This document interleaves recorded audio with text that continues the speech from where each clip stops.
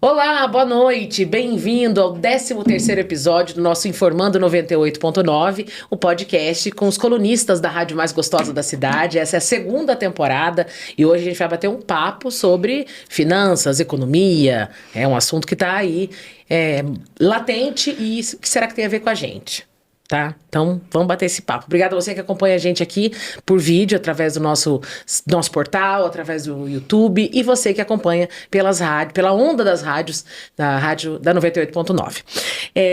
Bem-vinda aqui, a Joanice Diniz, que é a nossa colunista. Já batemos papos aqui no podcast e hoje mais uma vez, né, Joanice? Boa noite. Boa noite, eu agradeço mais uma vez poder estar aqui com vocês, ainda mais com o assunto, né, em alta nessa semana louca aí de bolsa. Enfim, é sempre bom estar aqui. Sempre bom bater esse papo. A Joanice que é mestre em administração estratégica pela Universidade Federal do Paraná, especialista em controladoria e finanças pela PUC e graduada em administração, ciências contábeis, matemática e pedagoga. 30 anos de experiência profissional, 25 na área financeira. Quer dizer, se tem alguém que Já entende tem um aqui, tempinho. é a Joanice. A Joanice, aliás, eu quero agradecer porque a gente está fazendo o Rádio Notícias segunda edição, uma outra roupagem, né? E a Joanice está lá de segunda e quinta, participando, falando de economia de um jeito leve. Segunda e quinta, por favor, todo mundo sintoniza, avisa todo mundo da família e vamos lá acompanhar. As pessoas podem sintonizar também terça, quarta e sexta, né? Não, mas segunda e quinta sou eu, tá? Joanice, vamos falar então dessa questão do dólar. Né? A gente teve uma mudança aí que já vinha já de alguns meses, né? Uma alta do dólar, mas parece que deu um susto aí na sexta-feira passada, na segunda. A gente conhece a Black Friday, mas aí rolou uma Black Monday. Parece que o Black Monday não é tão legal quanto a Black Friday. Não foi nada legal, na verdade, né? Então, essa Black Monday, as notícias estão correndo aí e muitas notícias mesmo, né? Muitos artigos a respeito da segunda-feira, que foi Black, né? Que foi terrível, onde todas as bolsas despencaram. A gente vê aí, por exemplo, a bolsa asiática, que entre sexta e segunda caiu em torno de 20% o índice Nikkei, que é o índice mais importante lá da bolsa de Tóquio, né? Enfim, foi e Black. Isso 20% é muito, né? Uma queda assim. Exorbitantemente. Quase que pode quebrar a bolsa, não chega a esse ponto, mas é preocupante. Ele chega a interromper. O câmbio. Ele chega a interromper, a parar as movimentações. Teve pausa, inclusive. Ele para as movimentações, tipo, não, vamos respirar. Vamos ver o que está acontecendo. Isso, já faz um tempinho que aconteceu aqui, por exemplo, chegou a parar 2 vezes no dia, mas assim, digamos assim, é trágico, sabe? Então, eles fazem as pausas, que é para ver se dão uma segurada, mesmo porque o mercado entende que, peraí, o que está acontecendo? Não pode ser assim tão ruim, entendeu? E o que estava acontecendo? O que aconteceu? O que estava acontecendo é que é o seguinte, nós estamos vindo de um período turbulento, tanto no mundo, vamos dizer assim, tanto aqui no Brasil, que daí, de certa forma, já é uma consequência aí nos Estados Unidos.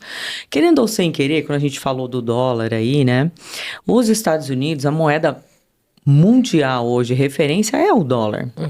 Então, a economia dos Estados Unidos, ela influencia o mundo inteiro. Parece que não, mas influencia o mundo inteiro.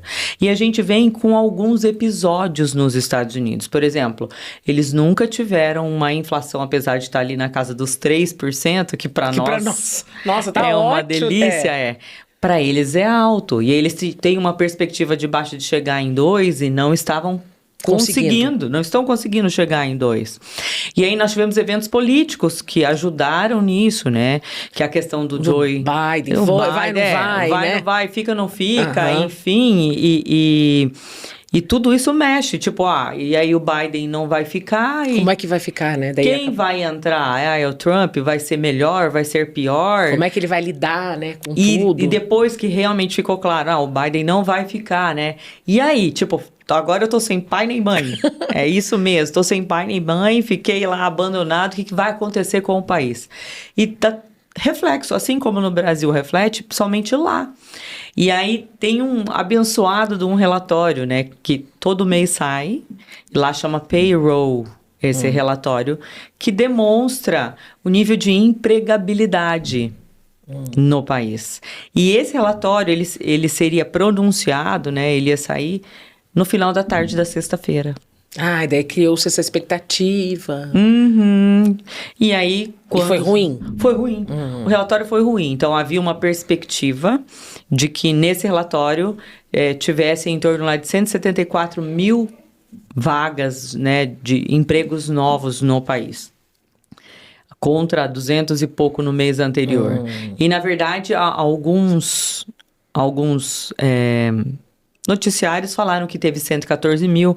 Ontem mesmo eu já vi uma outra reportagem falando que não chegou aos 100 mil empregos. E aí, mais da metade, né? Praticamente metade. Vamos falar aí que praticamente a metade, arredondando a metade.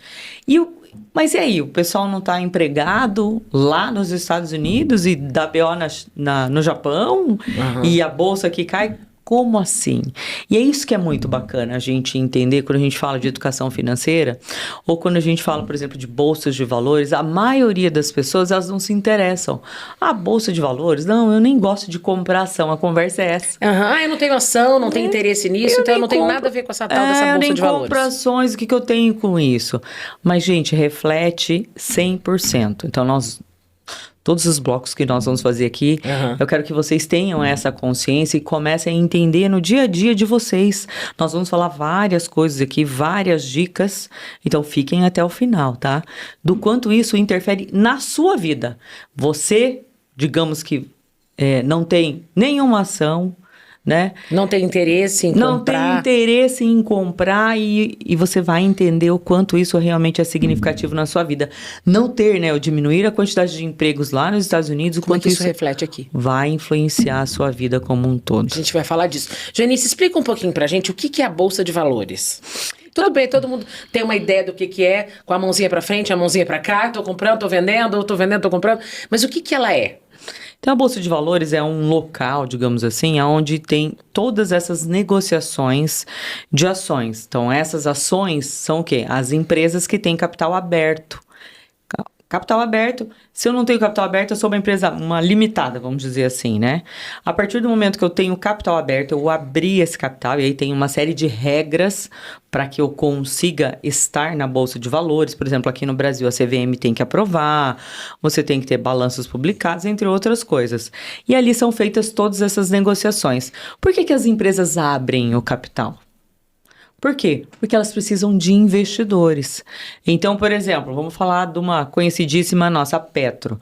Ela tem o capital aberto. Ela tem vários investidores no mundo inteiro.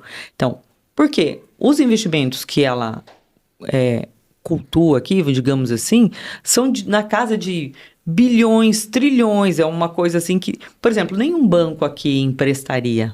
E o mercado interno, por si só, também não supriria. Não supriria. Então, ela vai lá, ela abre esse capital e as bolsas servem exatamente para fazer esse intermédio. Porque como que eu, por exemplo, aqui no Brasil, vou conseguir comprar uma ação lá da Apple? De fora, né? E as bolsas, elas servem para fazer essa intermediação. Exatamente.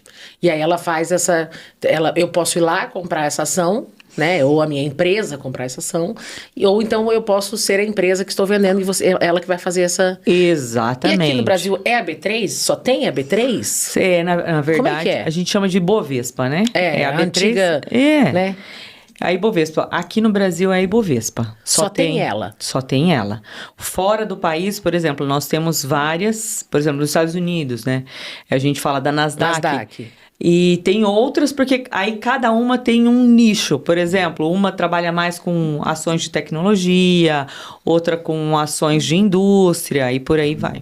Todas elas se conversam entre si? Todas se conversam. Tanto que muitos dias, nesses dias de perda, as de tecnologia, por exemplo, as que foram as que menos perdeu, foi a que menos perdeu. E ontem, por exemplo, ela estava em alta, as outras caindo e ela estava em alta. Então, pode acontecer nisso também. E daí, uma influencia, a outra não? Nessa queda... Ou não? Geralmente, o mercado como um todo, um influencia o outro. Porque existe todo um medo, assim, uma restrição, né? Ué, mas se eles não estão comprando, se eles estão vendendo, por que eu vou fazer? Então, a mesma coisa aqui no Brasil. A gente tem só a Ibovespa, mas nós temos alguns índices, algumas ações que são referência. Então, Se aquele índice sobe, né, o que acontece? Ele vai puxar os outros. Se aquele índice cai, ele também puxa os outros. Entendi. Então, A gente vai pro intervalo, tá?